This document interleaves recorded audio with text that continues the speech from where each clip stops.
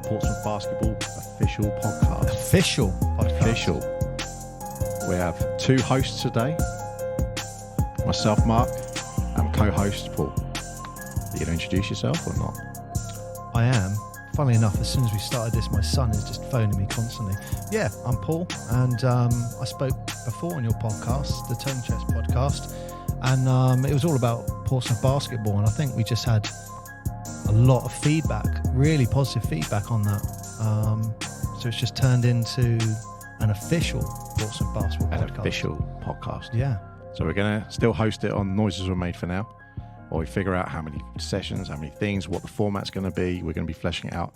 But in the meantime, if you do have any questions or you want to get hold of us, noisesweremade.com, or go to Noises Were Made, have a look, check out our Instagram. We're going to be starting putting loads of bits and pieces up there about Portsmouth Force. But for now, we're just going to free wing it and see what happens.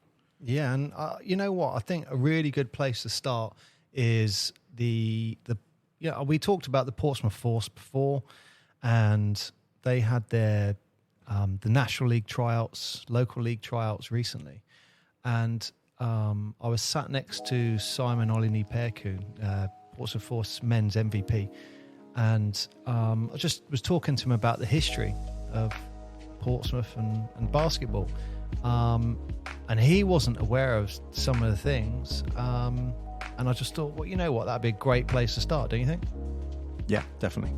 I mean, you and your family and the brother, and many of us have been around that Portsmouth scene for a little while, but I mean, it goes back a fair way, doesn't it? A lot of people still, maybe in the UK particularly, still look at basketball as a new sport sometimes, but it's just because it's not football, or it's not old like rugby or cricket, or it's not in our heritage in that way. But basketball's been pretty prevalent in our society, since the 70s?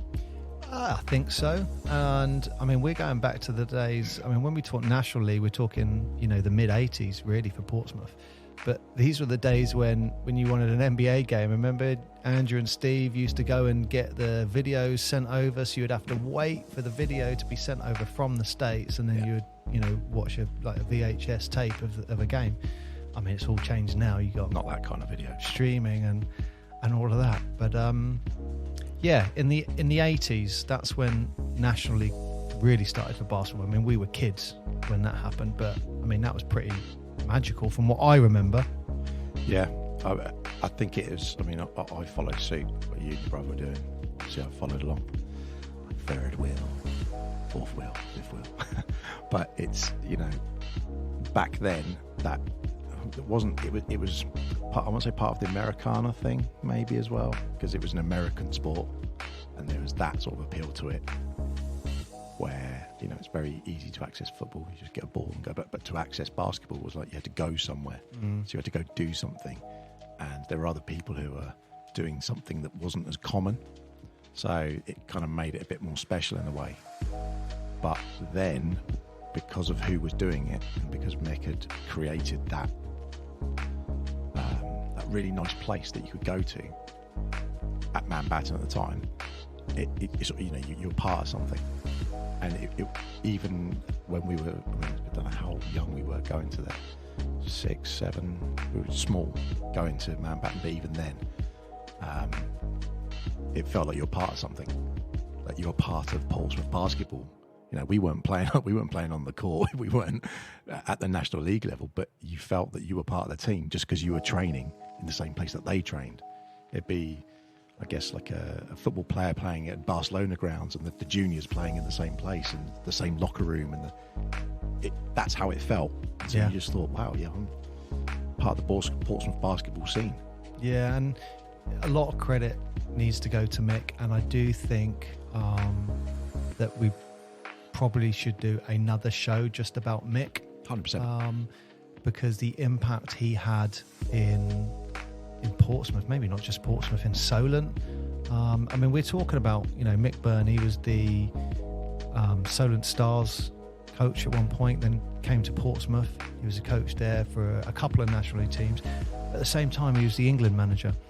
And you don't get the Portsmouth Force set up that you have now without Mick. This is 100% Mick's legacy here. How many teams in Portsmouth right now?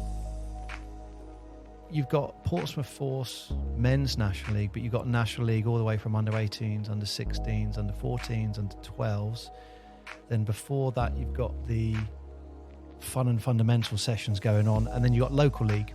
Yep. And then for men's, you've also got local league. So obviously the best team in Portsmouth is the Portsmouth Fury. And then you've obviously got the Trez team and the Navy, which is the Smugglers. So and the impact of all of those teams. It's Mick. Is Mick. Yeah. That's the legacy, isn't it? Yeah, and it's, it's difficult because he contributed so much, to me personally. I couldn't be more grateful to Mick for everything he gave me. I just think we could talk a whole episode about great Mickey Burns stories. But on that note, that's probably a good place to start, is Portsmouth FC Basketball Club. So, and this is what I was trying to... It's an interesting name, isn't it? Portsmouth FC, so Portsmouth Football Club, Basketball Club. Yeah, so what happened, anyone who follows Portsmouth Football Club, there was a chairman called John Deacon, and he was trying to get into basketball, and he was trying to buy, I think he tried to buy the Solent Stars at one point. They weren't interested, and he ended up buying a team which turned into Portsmouth FC Basketball Club. And you know what? And this is, I think, maybe I might say frustrating thing from my perspective, is no one knows about it. No one knows about it. But Portsmouth were the best team in the country. The best team in the country. So just looking through the stats here. So in the season 1986 to 87, they won the highest league in British basketball. In 1987 to 88, they did the repeat. Their Achilles heel was always the cup final. I think it was Kingston. In those seasons that they won the league, they lost to Kingston in those seasons in the final both times. I mean, you'll remember the Steve Bontrager. Remember him? Like crew cut, just hit threes. Oh yeah. And the team we had then. I'll name a couple of players. You've got Colin Irish, played for Portsmouth, played for England. Alan Cunningham, played for Portsmouth, played for England. You've got Steve Nelson, Carl Tatum, Mike Spade, Jason Colgan. So Jason Colgan is a really good one to talk to, and I don't know if he would ever come on this. We can ask him. Jason, if you're listening, you know what to do. Yeah, he might do. But he came through. We saw him a little while ago, didn't we? Yeah, he seemed at the Macros. Potential. He might do it. Not with Jules. But he came through the youth setup at that time, which Mick set up. And he's the only Portsmouth-born basketball player who has got a BBL medal.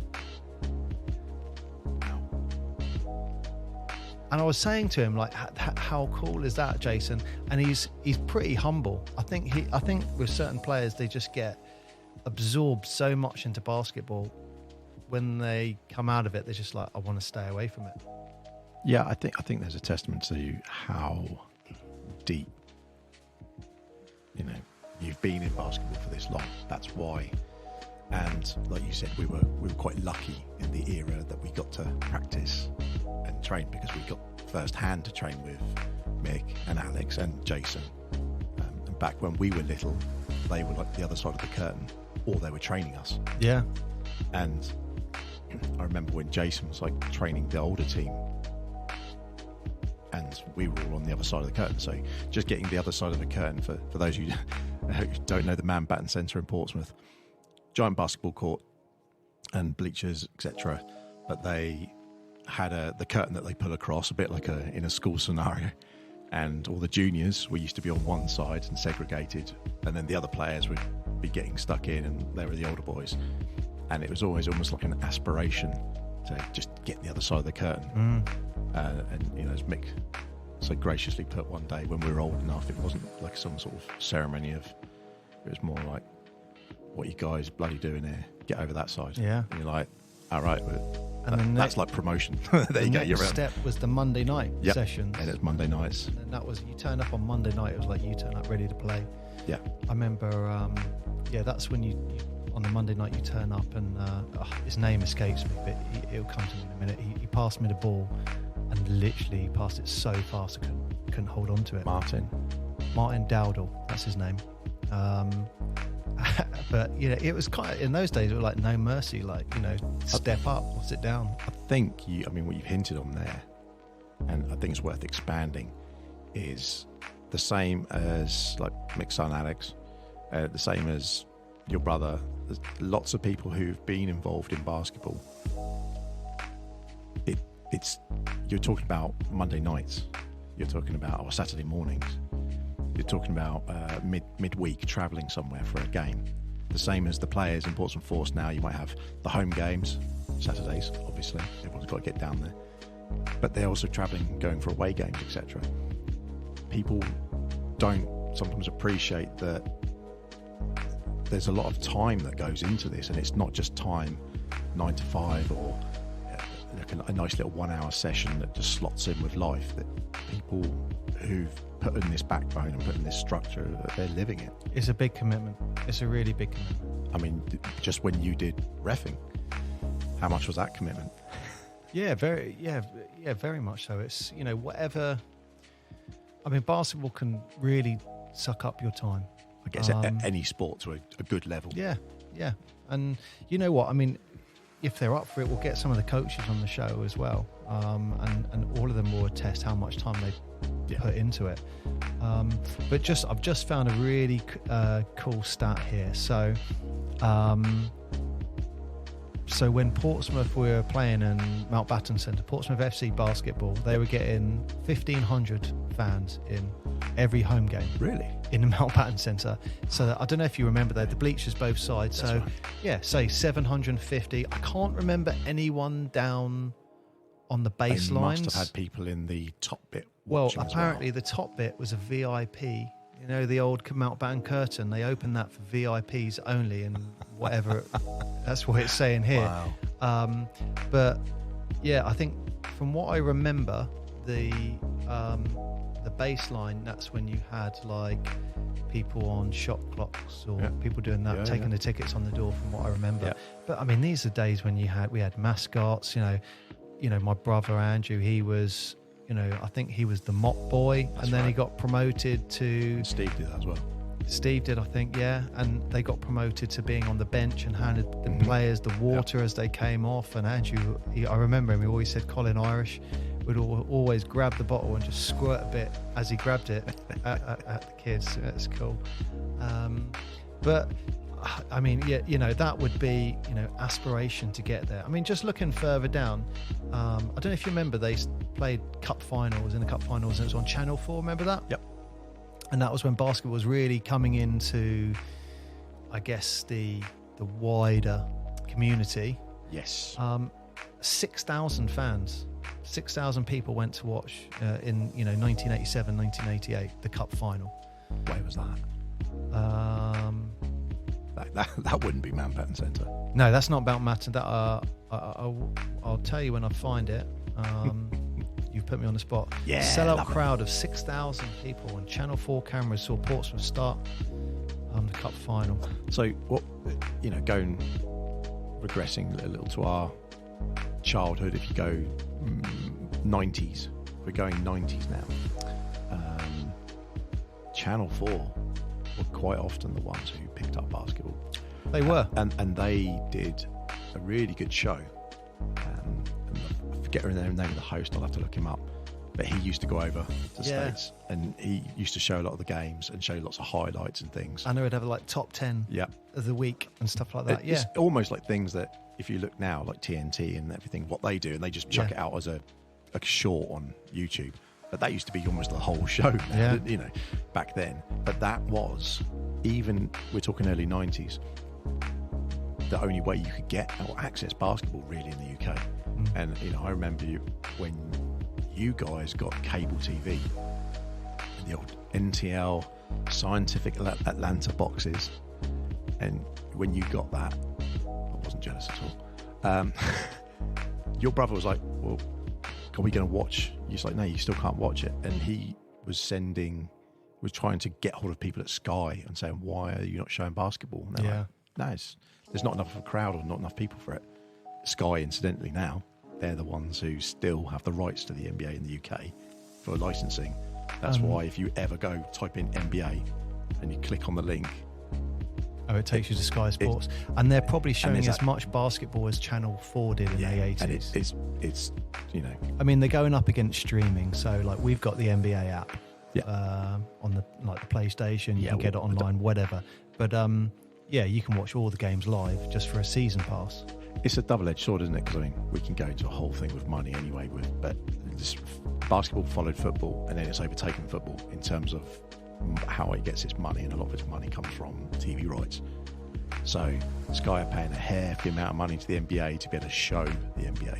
But truth be told, like you said, now you just go onto the app because it's much better. You can follow your own team, you can follow other people. You can watch all, I don't know what it is, all 82 games of the season, can't you? True basketball fan here. Yeah.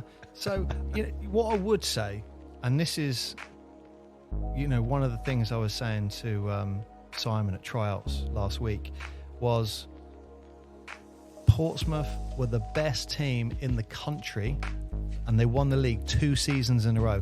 Also, just want to highlight, they were actually playing European basketball. So they were qualifying for the European Cup. And not that they did well. I don't think Portsmouth did well in cups, from what I can see. I guess FIBA's equivalent of doing I guess it's the equivalent of the Champions League. Yeah. So Portsmouth didn't do great in cups, but they were in it. So they were a European challenging team. I remember a couple of American college teams came down once, really? and we had close games against those guys. So that kind of hopefully sets the standard of where Portsmouth was. And they won the season 2 years in a row. John Deacon then sells. Yep. Whole club stops. Yep. So imagine, I mean, the equivalent would be like Manchester City just won the Premier League and just go in, we're selling, clubs folded, done. That was what happened to Portsmouth. So it's absolutely huge. And that's how it ended. Like Dallas Mavs winning 2011 NBA championship and then exploding the team the next year. Not that I'm bitter about that, but the equivalent would be Dallas winning the NBA championships and then Dallas just not existing. It's silly, isn't it, when you look at it that way? But I believe it was a financial thing, wasn't it? Keep the football club going, or I'm not sure. I'm trying to read it for you. From vague recollections, it was obviously John Deacon. I think he passed away like in the 90s, like late 90s. Shortly after the season concluded, John Deacon announced his intention to move his franchise to the newly built Rivermead Leisure Centre in Reading. Then in May 1988, so right at the end of the season, he sold Portsmouth Football Club. Oh, there we go. And no one was offering finance for a basketball club in either Portsmouth or Reading, and the ownership of the franchise reverted to the league, and then all the financial affairs just wound up. Yeah. Interestingly, some of the players, like Colin Irish, Alan Cunningham, Steve Nelson, and I think Mike Spade, they then moved just up the road to Worthing Bears. Fast forward a few years, Worthing Bears are the best team in the country. And what happened to Worthing again? I don't know. It's a similar thing, was it? Yeah. Well, I think, it's a sports team being mismanaged and disappearing. It's not really that uncommon, isn't it, I guess? But, no, I mean, you got the Solent Kestrels. They were, I think, they've won Division 1. So this is a step down from what we were talking about. So this is NBL Div 1. They've just won the NBL 4 out of 5 seasons. then their sponsors pulled out. They now finished 7th, and now they think they're pulling out of the league. Again, that's a whole topic of discussion. We could try and get someone from the Kestrels on. Wow, I'd imagine. really? Yeah, so they're no longer in the NBL Div 1, and they're just going to have a Div 2 team. And it's crazy because their women's just won Div 1, and they've got the MVP of the league, a girl called Faye. Crazy enough, lives in Portsmouth. So she's a Portsmouth player and playing for Solent Kestrels. Wow. I mean, if we could get a women's team going in here, National League, you know, you've got one of the best NBL players. That's ridiculous. In the country. And why is that? I don't know. Again, we want to get them on the show. We do. We absolutely do. We absolutely do want them on the show. It's we want to hear the nitty gritty of that, because that's And you know what? Portsmouth, for people who are listening who are maybe friends and family, or have just stumbled on it and want to listen to cool basketball stuff, or listen to my other podcasts. Portsmouth is an island city. We've got 208,000 people on this island, but we're the only city that is an island in the whole of the UK. Yeah, we're the only island itself. So we're really populous, really dense, and not dense like that, but there's a really good spirit and a lot of heritage, a lot of history in Portsmouth itself. Used to be the head of IBM for the UK. We've got lots of big companies here. There's got to be people out there who would want to back a team sponsorship wise, especially if you've got someone who is an elite player, a professional athlete in the squad.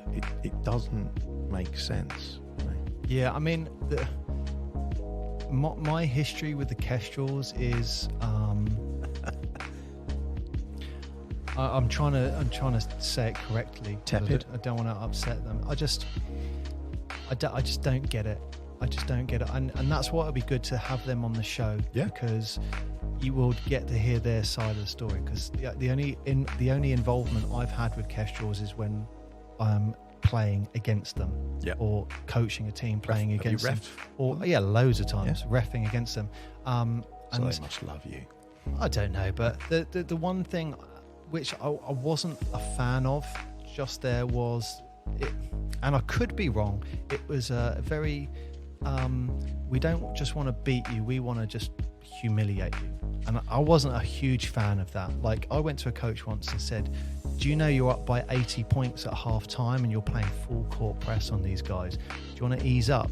And that's me saying a quiet word as a ref, and they're just like, no, we need to get 150 point deficit on these guys. It's like, okay, you could destroy a team. That opposition could never play basketball again. I played in an under 12 tournament, and I said to the coach, this team that I'm coaching has never played a basketball game in their lives. This is their first ever game. So what do? Full court press. When we're 20-0 down, I'm like, coach, come on, they've never played. They can't even get the ball out of their half. Okay, we'll go half court. And I'm not a fan of that mentality of, and I could be completely wrong. Completely wrong. But when I see they've won the league 4 out of 5 times, and they've now just come 7th, and now they're pulling out of that league, I don't know if there's a correlation there. Wow.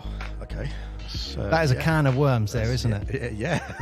That's an absolute can of worms. That's anyone from the Kestrels, or anyone knows anyone in the Kestrels, come down. Let's have a chat. Yeah, definitely. 100%. They will want to defend themselves 100%. You know, maybe Matt or someone like that. Do you know what? It's just interesting. It's like everything in life, like businesses and, all of life, I think it's fair to say. There's more to a story. There's always other things that we, are privy to or don't know. But fundamentally, what it comes down to is it's just a shame to see any teams in a local area that are not doing well. Yeah. And, to briefly touch on what you were saying with Mick earlier, and part of his legacy is that Mick was sometimes the nemesis. Yeah. And he was like the Reggie Miller. He played that card real well. He was quite happy to be the antagonist who'd sit on the sideline and shout like, what, you haven't got enough players, right, you forfeit the game or throw you under a bus. And then next season, he'll be like, I'm happy to come and coach you, and I'll give you some advice, and you'll think, wow, I've never looked at the game that way before. And it was all about, you know, when we've played games and there've been heated moments on the court. There's, you know, I can think of teams that we played where we have, you know, rivalries and so forth. At the end of the day, we always got to remember, we all like basketball. We all like the same sport.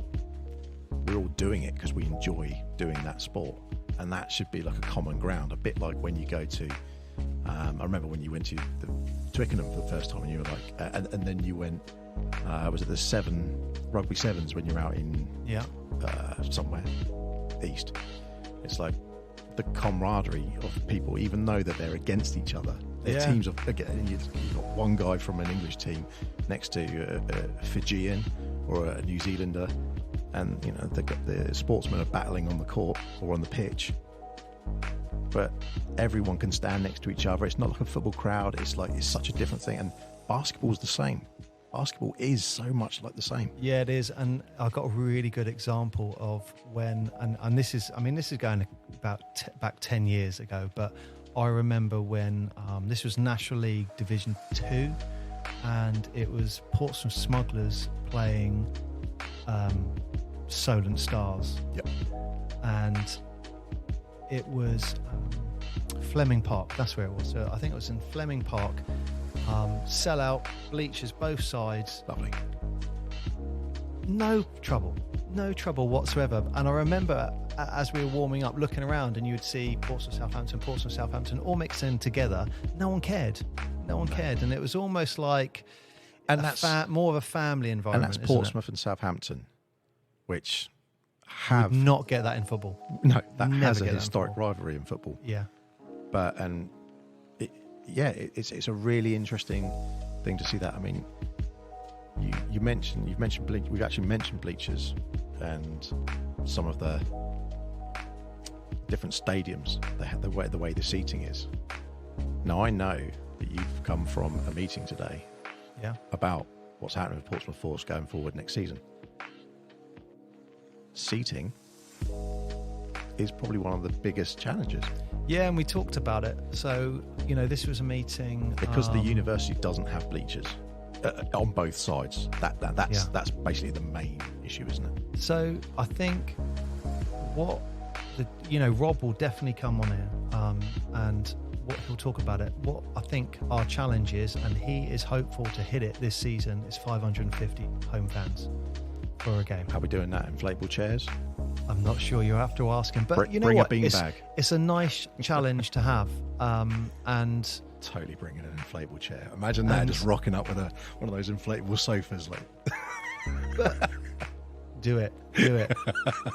I think you got seats down one side. You've got those corners where you could put seats. I'm not just talking one row. You could put a row and then behind, like you're in a theatre, or if you go to the NBA, you're not elevated on those first 4 rows anyway. I don't think, are you? No, you're not. So they could do that on the corners. So on the backs, are you saying behind the rings? No, I'm talking the actual corners. Oh, okay. So where the bleachers are, you've got two corners either sides of bleachers. That's where I'd put it. And then you'd have one row of seats on the other end of the court. So the only reason we got to stop at 550 is because of health and safety. So there's a limit. Fire capacity, yeah. So okay. I'm going to throw you under a bus here. Yeah. How many people could you get there? If it was old-fashioned, like Mountbatten, I'm not saying playing at Mountbatten, but I'm just saying you had 2 sets of bleachers that you could pack out to a decent amount. How many do you reckon you could get to a game? I don't know. Because it kept increasing. Yeah. And then it got to a point where it was like, where are, those last sort of 6 or 7 games, it was a case of, where are we going to put people? And there was people just standing up. Yeah, and I think that is what will continue. So, and this, to put perspective in that, when you go to an away game and you go and see other teams playing, How many people have they got turning up? Well, you're talking about Division 3 National League basketball. So when I went down to Bognor, I don't know, 20 maybe, 30 maybe. And what about Division 2 then? What about the next division up? I think Division 2, well, we'll find out. I don't know, mate. I don't know. I think Division 2, you're probably looking at maybe 100. But still, and then when you get to Division 1, you're looking at, over 200 people watching. I do know because head coach Daniel Fatimade, I asked him the question, he knew the answer. The BBL, you need a capacity of 1,000 people to come and watch the game. So that's capacity. So if Basketball England are saying BBL capacity is 1,000, personally, that is what my target will be. And I reckon Rob would say more than that, but let's get him on and say. But I mean, these are all nice problems to have. They are. And obviously this season at Ravlin, again, that's going to be the home court. And our first home game is a friendly against the Solent Kestrels. So when is that? What's the date? I want to say mid-September. I think 16th of September, but it's penciled in. We're waiting for them to confirm. Now I know 100%. So we're just inside. They're gonna say this is their Div 2 team. It'll be their Div 2 team for next season. But this is basically their Div 1 team that finished 7th in the NBL. That's what I think. Okay. So it'll be a big now. test. Good. It'll be a big test. And that's going to be September time. I mean, I just want to beat the Solent bloody Kestrels. It's just, I've never beaten them in my life as a player. I mean, we beat the Solent Stars a handful of times, but the Kestrels, the actual, I don't know if they would say this, but they started local league with the Teesdale brothers. And the Fury, we played them as the Portsmouth Fury loads of times, and they always beat us by 1 point, 2 points. We could just never get over that hurdle. No. And then all of a sudden, the Kestrels exploded into this huge National League juggernaut that no one can touch. So, you know what? If I was the chairman, my focus would always be, if we're comparing ourselves against them, we're not doing too bad. Personally, the best scenario would be we're in BBL, they're in BBL, and we're competing for the league, and we're in the cup final. That'd be amazing. what capacity could they have as a crowd? Well, they've got the Solent University. Okay. I don't know the official crowd, but I reckon their bleachers, I don't think, are as big as ours. They're slightly small, maybe 1 or 2 rows, but it's quite long. Yeah. So I reckon that will be a similar capacity. I'm guessing here, but saying 300. But behind that, they've got this this elevated floor with more seats. Yeah. I think there might be 3 rows up there. I guess maybe another 100 up there. I've never been to a Kestrel's home game, so I couldn't tell you if they're filling it out. But from what I understand, they're filling it out. I mean, that's again. Why are we talking about Solent Kestrels? Yeah, your hatred runs deep. You're not biased at all. But well, I think it's an important thing because it's, basketball, you're going to go and play. A lot of the guys who are playing on the team right now, it's fair to say, the crowd's got behind the team. Mm-hmm. And when the crowd gets behind the team, there's been players, and I can think of a couple, I think a couple of them are left now this season, but I can think of some players who certainly got boosted in terms of how they play and their attitude and their attack to the game, just because the crowd's getting behind them, and not necessarily when they're doing well, when the crowd's like, we've got to G them up a bit and give them a little bit of, we're behind you. Yeah.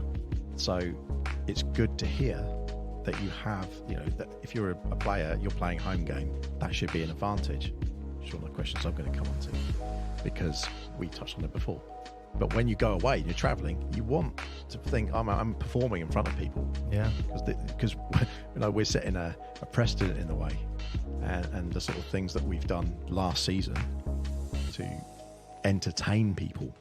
Not just a basketball game, but it is entertainment. And like you said on the previous podcast, like you wanted to bring, like an NBA game does, the entertainment level. So you're coming into a game and the lights are going off, there's music, there's commentary, there's all those sort of things. It adds to the atmosphere and it creates energy.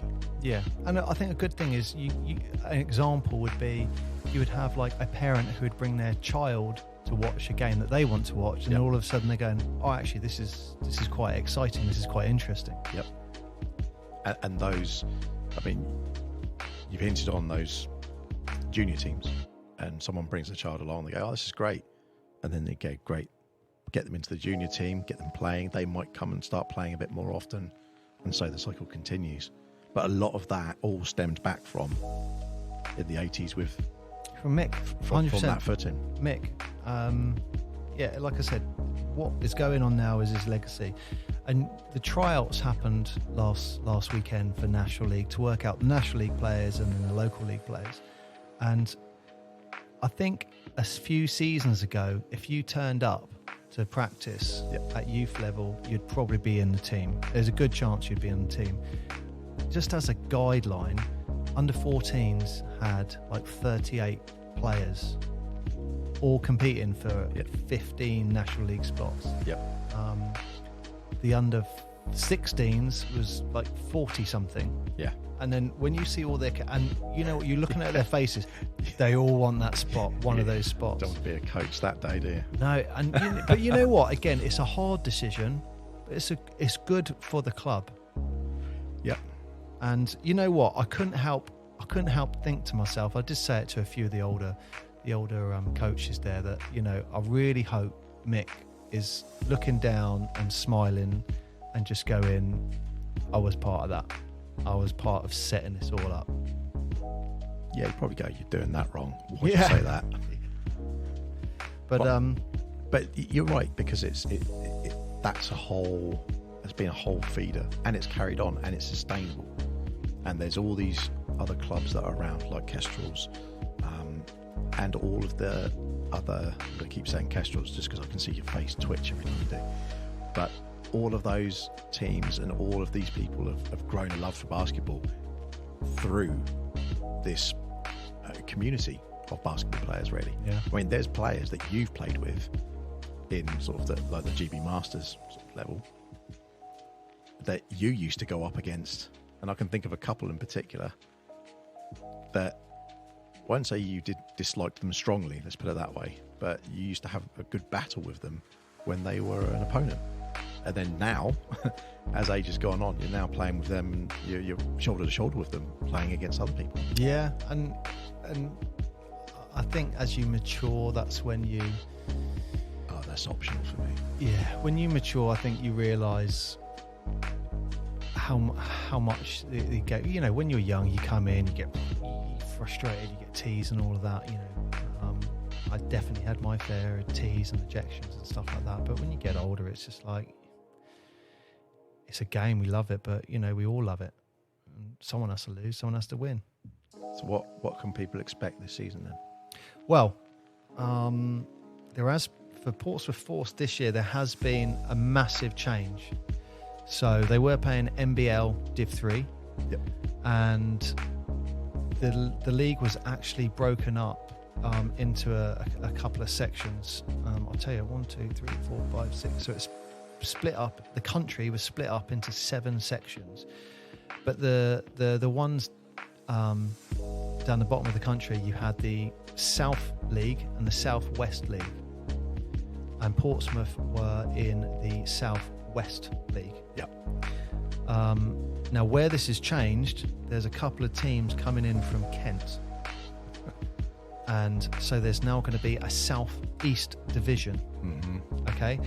Portsmouth and Bognor have moved over into that South East division alongside... So Bognor are in East now?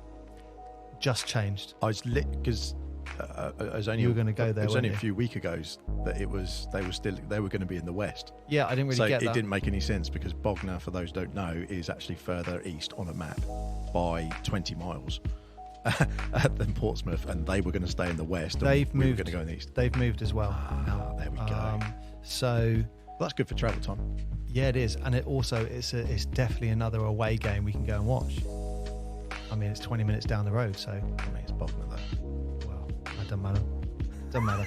And then from the South Division, you've got Worthing Thunder, the Crawley Storm, and the Reading Rocket. So they're moving over to the southeast as well. And then I think you've got 3 teams. I've got it here. So you've got the Canterbury Crusaders. We're talking Division 3, Mark. They're in Division 2. So the Kent teams are the Canterbury Crusaders, the Eastbourne Neptunes, and the Kent Crusaders. So you've got the Canterbury Crusaders, the Kent Crusaders, and the Kent Panthers. And Eastbourne, I think, is a new team. I don't know. I can't find what Eastbourne where they were. Crusaders as well. I mean, I'm not sure. Sounds very Batmanish, doesn't it? Well, Masked Crusaders was a great cartoon, 80s. Flying car, the lot. But what I would say is, now I can't comment on these Kent teams or Eastbourne because we've not seen them. But you're going to. But they're new teams. Oh, so, brand new. I think so. Well, they're new to National League from what I can see. They haven't been in South. They haven't been in South West. So I don't know where else they would have played. Maybe they had their own league. Kent had its own league that was going on. We'll have to look into that for next time. No, we'll do I just found them, mate. I just found them. They played in the East Division. Okay. So the Kent Crusaders played in the East Division. Oh, so that would have been like Norfolk or that sort of place, I was guessing. Yeah, Northampton and Essex and Bury around that way. Oh, so basically they were. Sorry. The Canterbury Crusaders, they were also in the East Division. Oh, there we go then. So it's 2 new teams. So it's Eastbourne and Kent Panthers. They're the 2 new teams. Amazing. Now, what I would say is why they're 2 teams, so we don't know what to expect. So you say it was Eastbourne? What was Eastbourne called? Eastbourne Neptunes. Eastbourne. Oh, I like the name. Eastbourne Neptunes and Kent Panthers. They're new to National League. Anyone who's listening from any of these, drop us a line. Noises were made at gmail.com. Yep. Or go on to Noises Were Made, our Instagram. Drop us a line. We'd love to talk to anyone, any of your teams. Yeah. You know, coaches, players, everyone. We just, it'd be really good to find out who's in the league and what everyone's expecting from the season. I mean, but they're unknowns. They're absolute unknowns. Now, what I would say, I'm just basing this on win percentage from the season just gone. Oh my God. Yeah, we're going into detail, mate. So the Kent Crusaders, they got a 72% winning percentage. Yep. What about the others? Again, this is interesting stuff, mate. Yeah, sounds it. So Canterbury, again, 25% winning percentage. Bognor, just under 40%. And then if you look at the other teams, Worthing Thunder, they had 60%. So just statistically speaking, was, Portsmouth Force? The same as Kent Crusaders. Okay. So 72%. So it looks, yeah, if we just look statistically, that Portsmouth will be up the top of the league around the Kent Panthers as well. So the Kent Crusaders. They're the ones that is the question mark with the other 2 Kent teams that we haven't seen. So what I'm saying is it looks very positive Portsmouth in the playoffs next year. Especially when you got... Okay, just throwing that out there. Yeah. You know what? I will go as far as to say, should I say this or not? Don't put a hex on something. You know the drill. If you're going to say it, it's got to deliver it. I think Portsmouth are going to win the league. I think they're going to win the league. No pressure to any of the players listening. Daniel, the team, the coaching staff, everyone, Rob. I think they're no pressure to any of them. No. I think they're going to be up there. I think they've got a good chance to win the league. They're going to be in playoffs. And when you're in playoffs, if you've got a high percentage, anyone coming down south for those playoffs, I think you got a tough just with the home crowd, especially if it's going to get elevated even more. Well, that's where we need more people coming down. Yeah, we it can't be understated how much creating that atmosphere and the teams having that feeling. There was a thing that you were talking with the BBL originally last year about not fighting, but making a good case for having the sound effects, for doing the dimming the lights, putting on a bit more of a show, and part of it was that is a advantage. And the truth is, it's a home advantage. Every team on the planet in every sport has a home advantage. But that was the only avenue that they could really go down on. Well, you can't make it too much of an advantage. So, you don't put the other teams down and you don't do other things like that. But effectively, it's a case of geeing up your team and getting the crowd behind them and putting on a great show. That's what the great show is, effectively, isn't it? And it's a little difficult because they have just released guidance, and the guidance says you have to be 100% neutral. So I need to fully understand that, because in certain document it says you can be more enthusiastic. Yeah, of course. If you're not allowed to be more enthusiastic and it's neutral, well, okay, the announcer becomes very boring, doesn't it? Very boring. Yeah, I mean, the good thing is that it's not an announcer in the sense of when you're watching sport and you've got someone you're talking along the whole time, or like we are, we're not giving a commentary over the top. It is very much an announcing. You're announcing I won't say fouls, but you did that last time and told us for that. But if you're announcing these are substitutions, these are players, basket, etc., I think the course that you were on those last few games last season, it was nailed. I think so, and I'd love to get BE down to just, even if it was to critique it and just give us their thoughts on it. But you know what? I think the environment and the atmosphere that we've got going, honestly, I generally believe it is in the top of the NBL experiences you can get. I can't comment on BBL, the top league, but as far as National League basketball, I think Portsmouth has got one of the best experiences you're going to get. Wow. And it's a shame any awards don't go they don't consider Division 3, because I think we'd be considered. So is there an award for that? Yeah, I think there are some kind of awards for atmosphere and something like that, but they only consider the Division 1 and 2. We'll get there. When we get to Division 1, Division 2, that's when we'll find out if BE consider us to be, our atmosphere to be up there. So you touched on that. Just quickly explain to people who don't understand, what would it take for the Portsmouth to move up to Division 2? So we're in this new Southeast Division 3. Yep. We need to be in the top 2. Yep.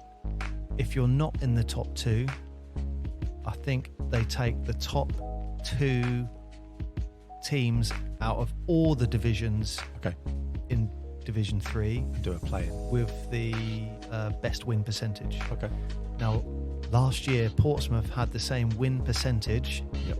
And the team that went through had scored 11 more points throughout the season.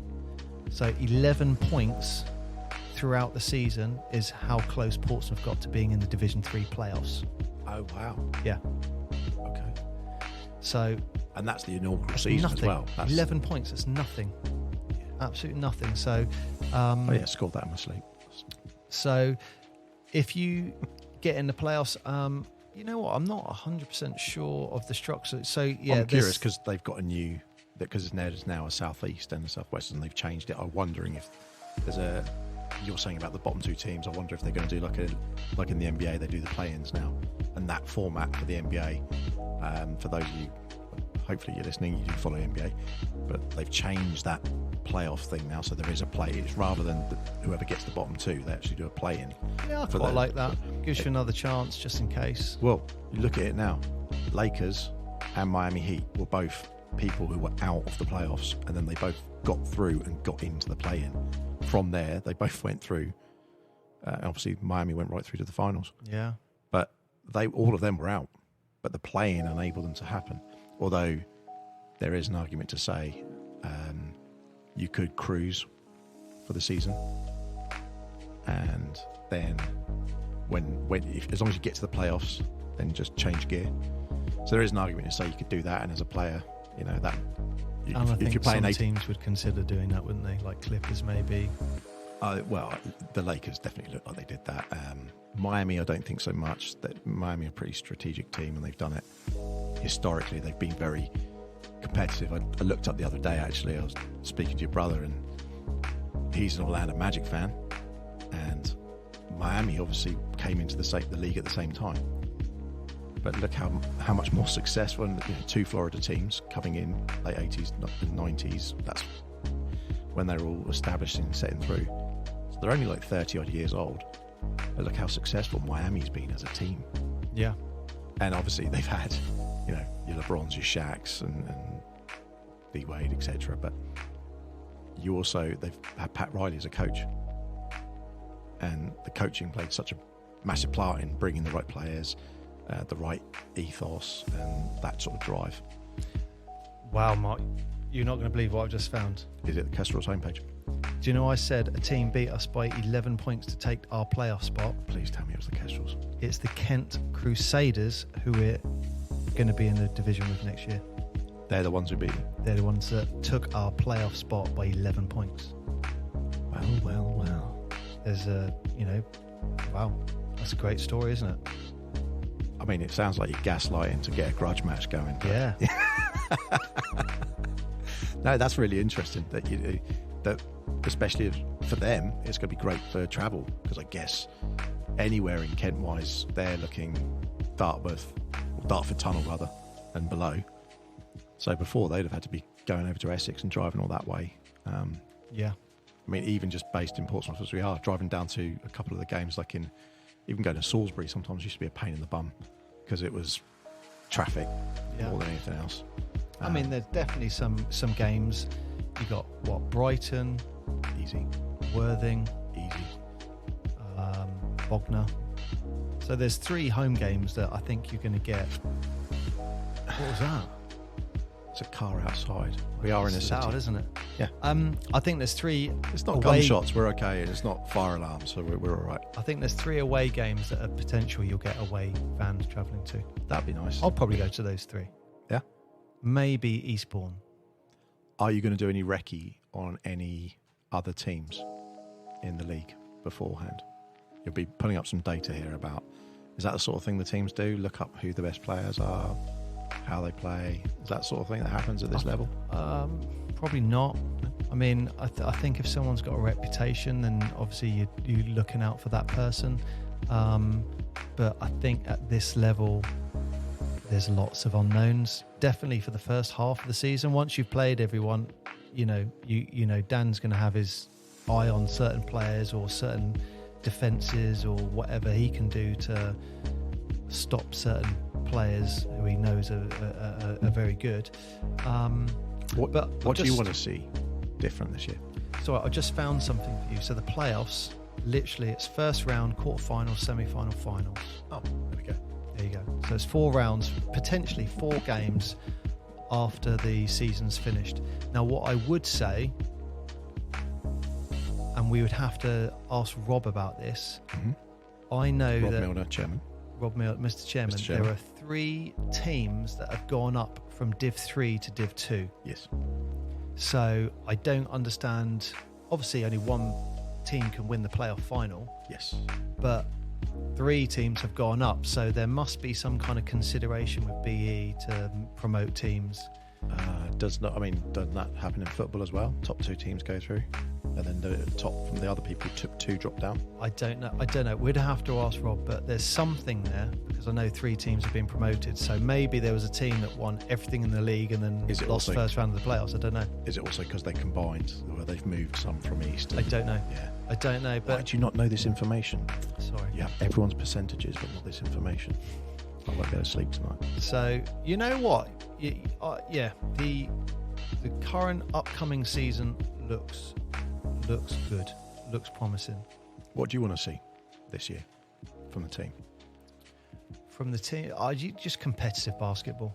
You know, I think I'm speaking for Portsmouth when I say this. I think Portsmouth fans just like to see people try and work their hardest. Yep. If they're working as hard as they can and you lose, all right, you lose. You can't ask for more than that. And I do feel that's a Portsmouth feeling. If they're trying hard, okay, they've done the best they can. So if they're competing, that would be good. If you're sat at the bottom of the division, it's not great, but you know what? If with some of the players we got, I think we're going to be up there. And, you know, if they're competing, that's all you can ask for. On a side note, if we now take, a bit like what we did throughout the season, so we're taking all these little steps, you know, we're making the sound better, we're doing this better, and, you know, we've been taking all these steps. So we got to the point where 350 people as a crowd was kind of a norm for a couple of games, and we were like, wow, okay, this is really cool. That grew from throughout the season, that did, but that's now our starting point here. So I think if that grows, that'll be great. 100% I can confirm we got a cheerleader squad now coming down, and I'm very excited to take part in that. Wow, that'd be great. Yeah, I'll let her know. So, you know, we got cheerleaders. So again, that's another layer of something's going on during the timeout and all of that. And then, you know, I don't know how much of a secret this is, but we'll let it out. You know, there's talk of a mascot, Blue. I think is going to be his official name. Okay. But we got a mascot who's coming. The person going in is very keen. I am very keen, yes. So, you know what? We're just adding layer. Well, I'm not cheerleading. I'm going to be in a suit. Yeah. Yeah. It's just layer after layer. And all that's just doing is just building up this.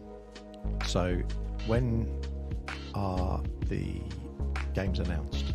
And where can people get information? And how do people follow the team? And what is the plan for that? For communicating to the community. Yeah, so definitely Facebook. You type Portsmouth Force on Facebook or Instagram.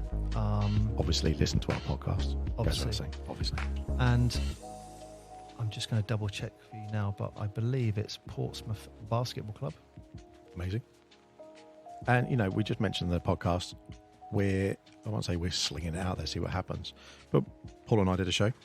And a lot of you tuned in, you like the sound of it, and we thought, you know, we love basketball, we love Portsmouth, we love promoting the team and doing something on that.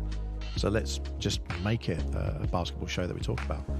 We don't know what the name of it's going to be, so for now it's just going to be sat under this umbrella for the time being. But we do want feedback, and we do want to interview people on the team, and coaches from other teams, etc., etc. So do get in touch with us and tell us about format and other things that we want to talk about. You know, we do follow the NBA and FIBA and those sort of things. Well, you had a couple of people, as we mentioned this, and there was a couple of questions coming at you as well, wasn't there? Yeah. So all of those things we'll bring up. If you've got any questions or topics you want us to talk about, noisesweremade@gmail.com. Yep. And absolutely. also portsmouthbasketball.co.uk. That's where all the National League fixtures are. That's where the results will be. So are the fixtures up now? They're not. They're very tentative. So BE have released the fixtures, but it's then the teams working between them. Like, we can't do that. You can't do that. It's just working through all the, you know. When's that get shored up? Oh, I'd imagine over the next 4 weeks. I'd imagine over the summer period. Over the summer period, we'll know. So at the moment, and tentatively, September is the first. Yeah, I will double check that, but I think it's 16th of September is Solent Kestrels at home. Is the first home friendly. Yep. And then the season will kick off, I'm guessing, late September, early October. Bear with me. Which kind of aligns with the NBA. NBA season often, they have quite a few pre-seasons, and we've been lucky enough to go catch a few of those before. But often the NBA season kicks off right at the very end of October, maybe sort of early November. You're getting certain fixtures, and you can almost guarantee, depending on what team you're seeing, you're going to guarantee certain teams are going to be playing at that same time. So I'd imagine this will be a regular fixture. Well, the Portsmouth, they've got the potential Kestrel 16th of September, and then on the 30th of September, they're at home to Bognor. That's the first home game. Bognor First home game is Bognor at home. It's scheduled on the 30th at the moment. Whether that will change or not, I do know that what they have changed this year is the tip-off time is going forward an hour. So it was 5:30. Tip-off will now be 6:30. Oh, that's better. That's better for people getting there, I think. For people with children, just going to have your children up a little bit later. But yeah. The game finishes at 8 o'clock, doesn't it? I mean, your kids go, my daughter goes, and they're quite happy. They run around on the court, and it's as much a family atmosphere as it is. Yeah, and you know what? A nice point for you was I told you I was talking to Simon Olini-Perkun, like MVP for the Portsmouth Force last year. If he did not get in, I'd be shocked if he wasn't in consideration for top 2 for the Division 3. Your little girl actually drew that picture for him. Yeah, that's right. And as he was walking out, you should give it to him. We were talking about it. He said, "I've still got it at home. I still look at it." He goes, "I'm never throwing that away." He said, "I'm never throwing that away." To him. That's very, very cool. She will like that. She will like that. But that's a testament to the caliber of the players, and like any really good sports people, it's more than the sport themselves. Sometimes it's you can tell they're all good guys out there. There's no a-holes on the team, and I think that stems from the top all the way down. So I think the coach instills that in them. I feel there's definitely a strong bond between the coach and the team. And respect. Everyone shows a lot of respect, I think. 100%. What I would also highlight is there have been some other National League teams as well. From the 80s to the Portsmouth Force now. Yeah. So, do you remember I mentioned Jason Colgan? I do indeed. So he started up the Portsmouth Fire. Yeah. And that's where my brother Andrew, where he first played National League. So they were in National League Div 3. We would have to ask one of those players how many years that went on for. I'm gonna say it's 1 season or 2 seasons. Jason's the key. He's got to get his butt down there.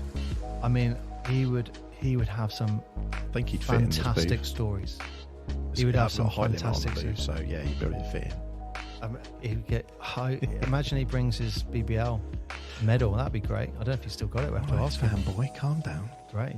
And then the Portsmouth Smugglers, that was with Mick as coach. Yes. Yeah. That I want to say 96, 97, they went into National League Div 3. Now, what I remember was Andy Rowlands was playing. So Andy Rowlands, playing for GB now, going off to the World Championships for the over 50s. I'm so confident he'll come on here, but we'll have to ask him about that because I don't know how many seasons they played National League basketball. But they were called the Portsmouth Smugglers. And Furies, mid-90s as well. No, 1989. But we know that's more local league. Furies never gone National League. So just for everyone out there, Portsmouth Fury is a team that was created by my brother and a couple of his friends, and is arguably the oldest team, I would say, definitely in Portsmouth. I mean, this season coming up local league, there'll be 34 years. Definitely in Sabah. The Smugglers moved to the Navy. So, yeah, I mean, I don't know what the oldest team out there would be. They started the Fury in 89. They started the Fury it was called the New Power Cram Generation. And they played a season as that, and then it turned into the Portsmouth Force. and then the season after it turned into the Portsmouth Fury. I always thought it was like mid-90s. Well, that mid-90s is when we would have got involved in it, but it was going for a couple of years. I was thinking because they were at college when they set it up. Yeah, so 90s, yeah. Early 90s. Yeah. Wow. And then We old. Mick, again, he created the Portsmouth Smugglers again. Yeah. And that was late, I don't know what you say nowadays, is it noughties? Late noughties? Yeah, something like that. So, What did you say after that? Do you say tens? Teens? I don't know. I don't know what you say. Someone will tell us at some point. But you can't say 20s now, can you? Well, yeah, I guess you can. 2020s. Do you? I guess 2020s. But what about the 1920s? That's the 20s. I don't know, mate. This is information we need to know. Well, Mick set that up again. So he rolled the dice, and I remember it was because originally, and this is where I got involved in National League, because originally he asked me to play for the Solent Stars, and it was one of the last years, from what I remember, the Solent Stars being. It was a real, I'd say, a bit shabby. It was a bit shabby. I mean, they were asking me to play it. Well, don't put yourself down. You're not bad. It was like, if you're asking me to play, there's a problem. And no, if you're asking me to play, there's a problem. There was 1 year there, and then I think the Solent Stars stopped maybe for a couple of seasons, and then they came back with like Mark Jackson. Yep. But that team that was there for that 1 year moved to Portsmouth and became the Portsmouth Smugglers, and went on this. We were around for quite a while. And we started in Division 4, National League Division 4, and we got all the way to National League Division 2. We got all the way up to Division 2, and we were competing in the playoffs every year. We had a good team. So you had the Kestrel brothers. Yep. So they were, part of the, sorry, not the Kestrel brothers, the Teesdale brothers. The Teesdale brothers. I wasn't going to let that go. The Teesdale brothers who set up the Kestrels. Yeah. They were in the team. You had Harry Milner. Was it Harry Milner? I'm trying to think of their name. Ryan Payne, really good guard. He's now playing local league for handball. Larry. A guy called Clayton Milner, really good player. And then Andy Ong. Yep. Larry Rowe. Lawrence was playing. So it was a good bunch of players, and we were together for quite a while, and I want to say it was about 2011, 2012. Again, the team just imploded. Yeah. I think a couple of players went, and then all of a sudden you're down to 5 players, and it's like, well, I haven't got any players. Team ends. So, but I do remember that right at the end, it was the last game we played was Division 2 playoff semi-final against Sefton. I do remember that, and that was the last National League basketball that Portsmouth had until the Portsmouth Force. So what's the biggest danger for the Portsmouth Force this year? What's the biggest challenge? I think we've talked about some teams that have folded up, or some that are dropping out, or wussing out of things, or some others are just changing divisions, and obviously historically some teams have just disappeared. So what is it that they've had an awful year, and it's fair to say that was a great start, but what's next this year? What do they have to? We know you think they're going to win the league and go ahead and at least get in the playoffs and be strong contenders, but what do they have to be mindful of? I think it's not the players. I think Rob has got the biggest challenge, which is the financials. So that's something personally I stay away from, because I'd be so tight with it. I'd be really tight, but then you wouldn't have what you had. So, Rob is very good at working out how to do all the things that you need to do. Rob is an accountant. Yeah. In fairness. But that, I think, is always going to be a challenge for a club. I think from a team perspective, the players, I think there's a bit of expectation. Yep. Because, you miss out on playoffs by 11 points.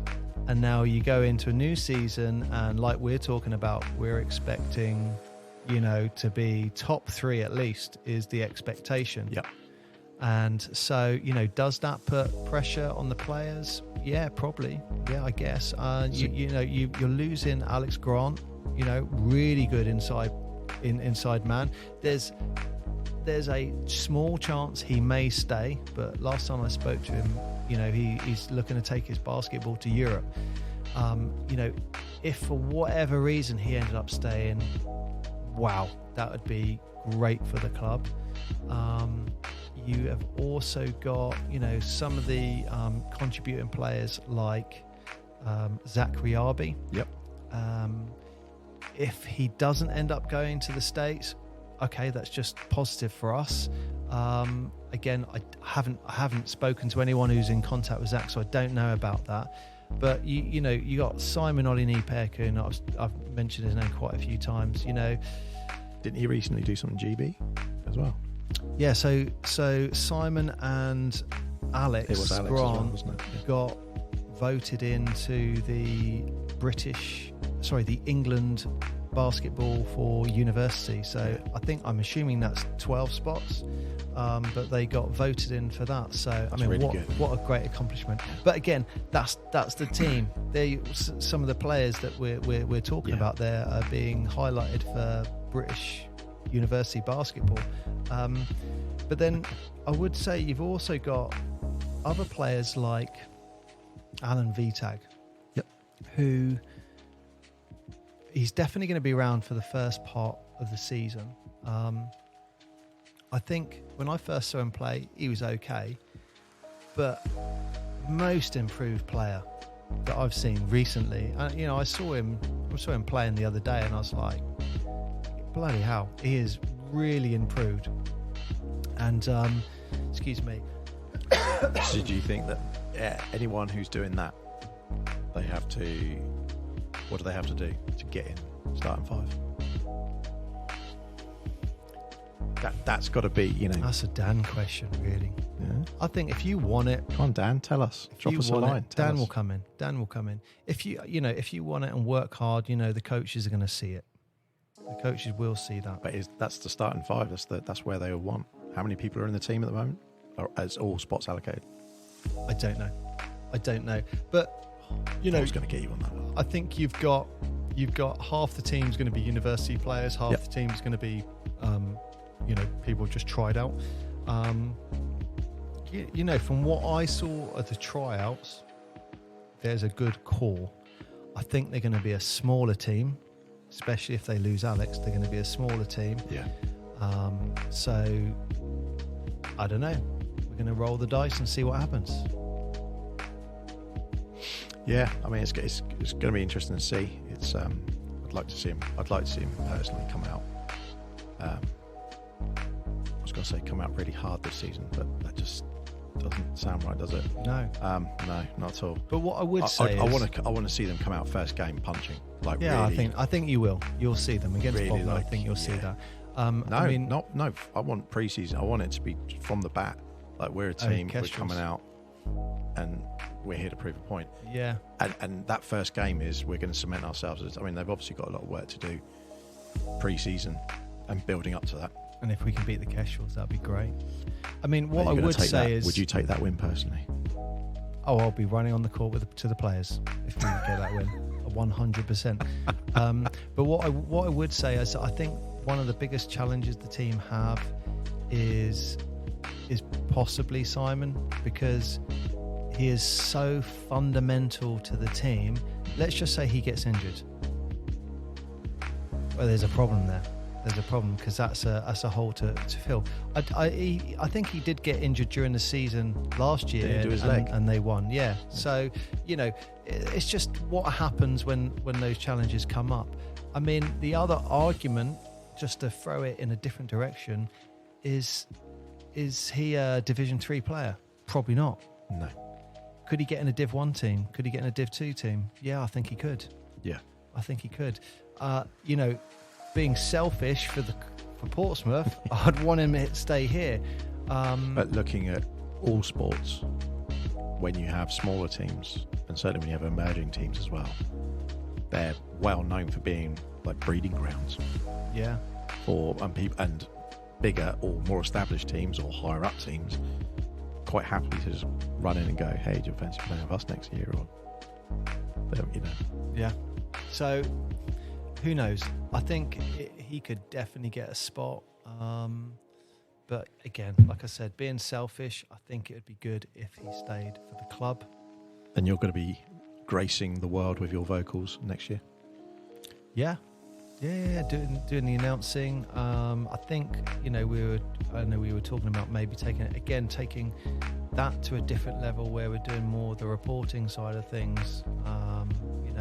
Maybe for the away games we could do some commentating during some live commentating. We even considered doing a live podcast and doing it as a live commentary, as Paul said. So, but that's an option. That's these steps, these layers, and everything. That's just making the whole package, just improving all over time. It's exciting to be around. Personally, I cannot wait to see that mascot run out. He has been the guys going into it is top secret. I've seen him. He's been practicing his Segway work to be getting on that Segway with the mascot. He goes quick on it as well. Oh, that rules me out then. That thing just spells A&E. If I look at a Segway, I'm past that point now where if I hit the ground, I don't bounce. I just splat. Well, that's definitely something you can try. Get in the suit and jump on the Segway. I would 100% get in the suit, but I fear the crowd would not appreciate my willingness to participate in that. Yeah. And you know what we should do? Personal space. We should bring the mascot on here, and you can change the tone of his voice so no one knows who it is. Yeah, we can do. And we can get it set up so like a bit like a voice changer, so they can. Yeah, we can do something like that. No worries. I think let's do that. You will love it. Yeah. And I do think it's important that the mascot's identity is kept. It could be a female. It could be. It could be, because you're saying he a lot, and this could maybe be, I'm throwing you off. This could deliberately. be a ruse. It's not your wife. Maybe I'm throwing you off. Is your mum going to be the mascot? Maybe. That would be amazing. But personally, no, wouldn't she just give everyone a hug? No, it's no good. That's the bit I'm looking forward to seeing. Yeah. No, it's doing that part of the, I won't say the show, but putting that part on is great fun, and it's just seeing the reaction of the audience and the players, both home players and away players, seeing everyone's reaction when the sound effects are going, when the music's playing, and it's created that atmosphere. That's really good, because even these are away players who are playing. They've probably travelled somewhere, been in a car for a couple of hours. They're like, I don't want to be in Portsmouth. I mean, there's days that I don't want to be in Portsmouth and I live here, but they don't want to be here. And then they've got a crowd that they think, they're not going to be cheering for us. But you've created an atmosphere. You think, this is kind of cool though. I'm enjoying it. And even if they're getting their butt kicked, or even if they're winning, it kind of almost makes no difference. They just they're having as an athlete an experience, and I think that you can just see it across everyone. Even the university staff pop their heads in, and they're all like, "What is going on here?" Yeah. Like, yes, it's not like a regular badminton game or something. Yeah. We're actually putting on and I think event. You're looking at it a little differently to everyone else now, because you're sat on that side with us. Yep. you're looking at all the reactions. So you're getting, like, we get a buzz that not many other people get in that room, because we're watching everyone, aren't we? Yeah. And we're seeing everyone's reactions, and especially when we're talking and people are like, I can't hear what you're saying. And then you'll shout or say something and they're like, oh, bloody hell, yeah, I can hear it now. Yeah. And like, when someone drives in and ties the game, we see the crowd all stand up, all cheering. You see the coaching standing up, the players clapping, all the players doing their bit and stuff. We're getting this step back view, aren't we? Yeah. But we do miss out a little bit because we're so step back. You're looking at it would be nice in a way to do, I won't say commentary, it would be nice to do that in a way, purely on the basis that you sit back and you're watching the game and you're just enjoying the game for what it is. So I agree with you there. But in a way, it's a bit like the players and the crowd and everything that's going on is like its own orchestra. And it's a bit like being a DJ in a club, in a sense, that that's a good you're keeping people engaged in exactly what is going on, and you're having to read the rhythm, and you're having to read the rhythm of the game, because for anyone who's doesn't play basketball but watches it, maybe the people who watch it don't know, probably appreciate it more, the fact that basketball is fast paced. And it is a very fast-paced game. You can be up 12 points, and then you have a couple of bad plays, and then you're down 3, and you think, what? And that's like not even 2-3 minutes. Yeah, don't forget Portsmouth against Oxford at home. Yeah. We were down by 10 with 2 minutes left, and we went into overtime. Exactly. And those things, that constant, that's why I was thinking like a conductor or a DJ, where they're having to constantly read what is going on, and you're sometimes having to inform the crowd, like, this is a point where you're supposed to get behind a team, like, let's play the music to clap, let's play the music to cheer, this is the time to shout defense because you want people to get jeered up. Those things are, I think that's the home advantage, plain and simple, but I think that has really been like the sixth man on the court last year, having the crowd there and having all that happen. You could say the coaches and the coaching staff, etc., but not the refs. But incidentally, reffing last season, I'll just throw it out there, I thought it was pretty consistent. I don't think there was any real stinky calls last year. No, I mean, I think from a referee, as long as it's consistency, whether it's good calls or bad calls, as long as it's consistent, that's all you can ask for, because where you're playing. I don't think any referee goes into a game thinking, I'm going to make bad calls, but no. You know what I mean? If they have consistent calls throughout, everyone knows where they stand. I mean, I think it'd be great. We'll get some refs on it. The thing I liked about the reffing, I only wanted to mention it because I think refs do get overlooked, and these are people who are giving up their free time. Yes, they are getting paid, but we are talking not a lot of money. So they are doing this really for the love of the game. And it's a lot of pressure they're under as well. A lot of pressure. And it's a split second decision that they have to make. There was 2 games. Happened, they got a call. There was 2 games in particular, and the reason they stood out for me was that the refs let the game flow. And sometimes you get a ref who's a little bit, I won't say too eager, but they will call everything. And other times you're then, I'm going to let this go, and then I'll have to let something go at the other end. But like you're saying, it's all about consistency. And if you can be consistent and let the game flow, you get a little bit more of a physical game sometimes, which is always much better to watch. The games you don't want to watch is just someone always getting back down. Or a call every play. A call every play, and it's stop-start, and you think. Whereas we were both there to watch the shortest game in NBA history. That was tragic. We had amazing seats, and it was the shortest game in NBA history. Row 6. And it just, centre court, row 6. An hour and a quarter or an hour and a half. We were there. That was it, done. Yeah, so just to put a perspective, who are Orlando playing on that day? That was Indiana. Orlando versus Indiana Pacers. Yep. We sit center court, row 6. Yep. And the smallest people in the world literally sat in front of us. Yep. So we had the greatest view, because I don't know if anyone knows this about Orlando. I don't know if it's any other court, but in Orlando, if you're in the first 10 seats, you go for a VIP area. So you get free drink, free food, anything you want, basically.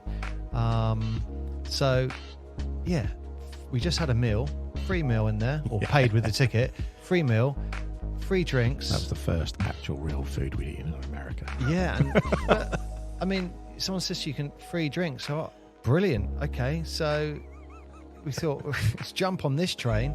And it was the shortest NBA game in history. And it was like...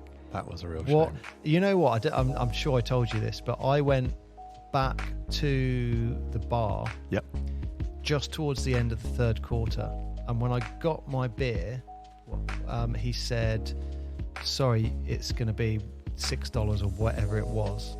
And he said the barman said that they stopped giving free drinks and free food at the end of the third quarter. The third quarter just finished. I went, okay. So I paid him and I went to say, oh, no. In the fourth quarter, you're not allowed to take any drink out there. Yeah. And I was like, why is that? And I'm assuming it's because they throw it on the court if they've lost or whatever.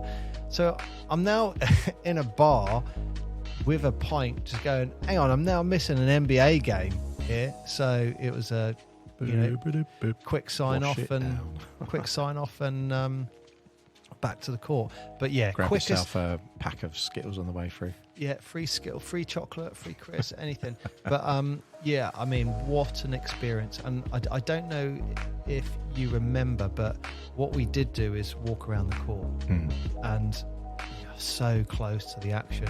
And I remember people saying, you hear it nowadays, they talk about NBA playoff basketball, it's so much harder and stuff like that. But I mean, this was regular season. I was walking around and like, you just feel, and you're thinking, bloody hell, and this steps up for playoffs as well. And that's, I think it's that type of memory that you have that you're trying to instill in people that are coming to the other games, and you want people to have that kind of experience when they come into a Force game. That's our influence, for sure. That's our influence. Yeah. Well, you know what? That was a good history, wasn't it? I think that's a good wrap up, certainly, for everything that's gone on with Portsmouth basketball, and certainly brings us up to date. But we will do a separate podcast just about Mickey Byrne himself, because there's a lot more to go into with him, and I think we can maybe piece up a few stories, and maybe if we can get a few people on beforehand, and they can share some of their things about him as well, because it has been such a figurehead in that southern basketball and UK basketball that it's one of the people that he used to coach is now the GM for Toronto Raptors, or president for Toronto Raptors, for example. It is all these like little things that people don't maybe know or realise. I think when we were at his funeral and you saw some of the pictures, that's when it was like, oh wow, that's who he was coaching for when he was coaching England basketball. He was associating with all these people. I think that's when he associated with the Raptors GM. And there's a few more. There's definitely a few more, and it's but yeah, he's worthy of his own show. He's definitely earned that. You know what I would say about Mick, and this is when it was on Channel 4. I do remember him. Anytime any basketball was on Channel 4, you would have the commentator talking, and on the court, you'd always see Mickey, even if he wasn't even coaching, just on centre court, just walking around behind the commentators or behind the announcers and interviewers. He had very distinct, white hair, white beard, Father Christmas kind of look. You would always just be able to highlight him out. You'd be watching basketball, Channel 4, and go, I'm Mick's behind the camera again. Where is he? Any minute now, he's going to come. There he is. And he's like bending down and pick a bit of trash off the floor. And he'd bend over and then sort of like look round where the cameras are and carry on again. Just like anyone being interviewed on, TV or something. Yeah, it's a good memory for him. But no, it's any questions, any questions. Topics, was it noises were made at gmail.com? Yeah, noisesweremade.com. And we'll talk about it. Noises Were Made, go on our Instagram, drop us a like. There's loads of stuff on there. We're going to be hosting it on this, which is part of my channel at the moment, but we're going to have more things coming. And that's my alarm, just to say we're running out of time. Oh, is that my car? Well, it is your car, but it's also perfect time for me. So isn't that good? How did we literally timed that. I wasn't even looking at it. My phone was over there. So that was pretty cool, wasn't it? Didn't know it did that. But we want you to contact us, and we want anyone who's going to listen to this podcast to drop us a like, share it out there. We want the podcast to take off, and we want to be talking to a load of other people in Portsmouth, but around the Portsmouth area. If you're from one of the other teams in our league, or from one of the other teams that we played last season or whatever, drop us a like, drop us a thing. If you want to get on the show and have a chat with us, do you remember this game? Do you remember that game? Whatever. We'd love to have a chat with you. I think if anyone from the BBL, great, come down as well. If people can do jingles, we'll come up with an idea of jingles. Yeah. Like we got like the interview section, the topic. If anyone wants to make one, send it. We'll use it. Yep, 100%. 100%. We can do anything like that. We just want to make it somewhere where we can share things about basketball. Obviously, we're based in Portsmouth, but who knows where it'll go. But thank you so much for joining us today, wherever you are, whenever you're listening. And hopefully, we'll be back very, very soon with another episode. Yeah. Until next time.